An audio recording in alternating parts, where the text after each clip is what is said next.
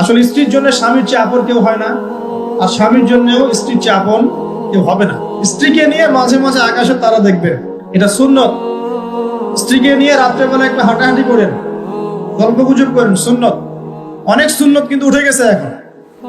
মাঝে মাঝে খেতে বসবেন, একটা প্লেটে খায়েন, একটা প্লেট, বড় প্লেট, এক প্লেটে খাওয়ার অভ্যাস করেন। নবী সাল্লাল্লাহু আলাইহি ওয়াসাল্লামের একটা হাদিস এমনও আসছে, আয়েশা রাদিয়াল্লাহু আনহা সম্পৃক্ত, একসাথে গোসলও করেছেন তারা। চিন্তা করা যায় এখন? একসাথে গোসলও করেছেন। আয়েশা রাদিয়াল্লাহু আনহা বলতেন যে আমার হাতের সাথে নবী সাল্লাল্লাহু আলাইহি ওয়াসাল্লামের হাত টাচ লাগতেছিল পানি নেওয়ার সময়। আমরা কারাকারি করতেছি পানি নেওয়ার সময়, কে আগে পানি নিবে।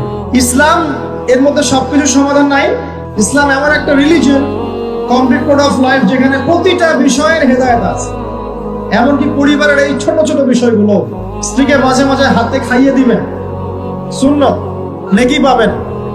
সবচেয়ে উত্তম খরচ সেটা, যেটা আপনি আপনার পরিবারের পিছনে করেন। গোলাপ ফুল দেখছিলাম, ফুল টুল দেখেন মাঝে মাঝে, ওয়াইফকে দিবেন, দিয়ে ভালোবাসার